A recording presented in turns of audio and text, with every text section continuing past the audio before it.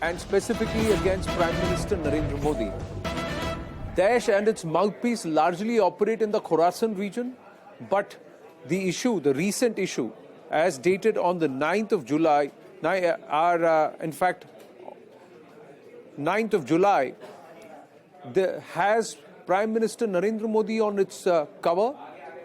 The vitriol and the venom that's being spewed inside in terms of disinformation about Hinduism and the focus on India is something which has raised the eyebrows of the intelligence agencies, and it's also piqued the attention of those who are watching the operations very, very carefully. It just is happening at a time when there is a huge amount of surround sound being built from that region via social media, via platforms like 4chan, Gab, Signal, Telegram, these platforms, to try and radicalize minds in India.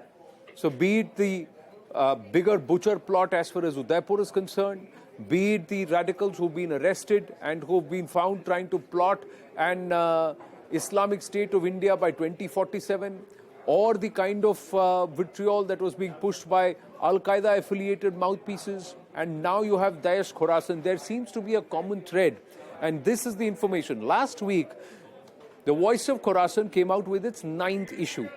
Prime Minister Narendra Modi was on the cover of this latest version of the Voice of Khorasan. It talked about, the cover said, India between pain and hope.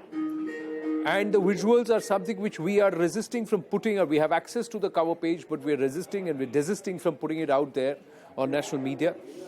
And it's a conscious choice that we are making as a network, but this is out there. And the cadre have been ordered to attack Hindu-centric parties, along with a lot of disinformation about Hinduism. Daesh Khorasan feels it has a growing audience in India. To try and get more readership and also try and get more people to follow it, they are turning towards India and making India-centric cover pages and also content. This is a departure and this is a fresh development. This is happening around the time when the Rajasthan police has turned to the central agencies and said that radical outfits and radicals affiliated to the Dawat-e-Islami and the Tehreek-e-Labbaik are sitting in Pakistan and in touch with more than 300 individuals pan-India. 250 of such individuals are operating and are currently present in Uttar Pradesh itself. And you have these radical rabid magazines of these terror outfits and these terror tanzeems, which are looking at India as a growing market. This clearly should set the alarm bells ringing among the intelligence agencies. Manoj Gupta, our investigations editor, getting us these details. Pathikrit Pain and Tushar Gupta with us here on the Nation at 5. Pathikrit Pain, does this come as a surprise, or is it just perhaps an amplification of what has been building up all this while? Well, Anand, if you look at organizations like ISKP, they had an ulterior objective to create a Islamic State in one of the unfinished areas, which is India. They actually had started with targeted killings for a long time because they had asked their cadres, once the Islamic State in Syria got dismantled, to go back to their parent countries and do the needful. But I think over a period of time, they have understood that instead of doing major terror attacks, if they target Hindus and if they target Hindu leaders, it might get a lot of traction.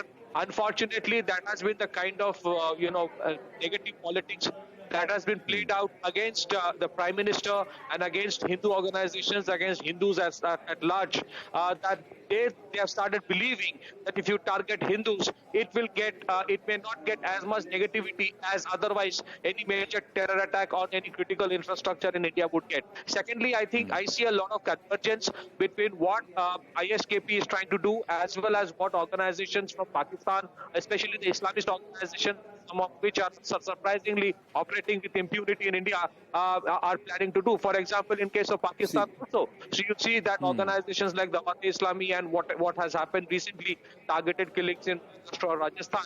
So with the the larger concern, Pathikrit, even as you're making a point, is this, how is it that radical Islamist groups are looking at India as fertile ground and they're finding purchase? That's the larger concern. Jamaatul Mujahideen, Bangladesh, affiliated to Al Qaeda in India and the Indian subcontinent. You have, radicals like the part of the Dawat-e-Islami and Tehreek-e-Labbaik who are trying to coach individuals in India, Indian citizens, on how to behead Talibani style. And now we have Daesh Khorasan getting active. This is clearly certain groups, radical Islamist groups, suddenly are looking at India as fertile ground. And that cannot happen unless there are radicals within and Trojans within. Anand, the most important thing is this.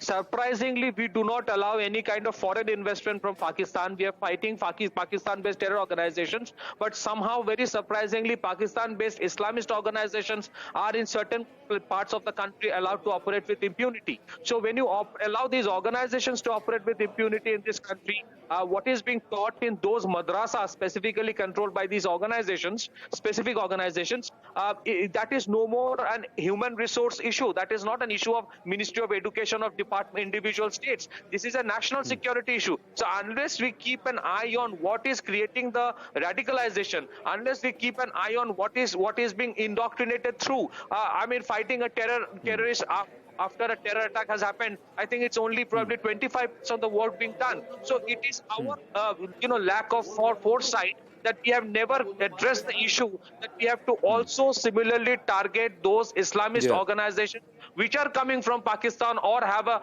dubious background.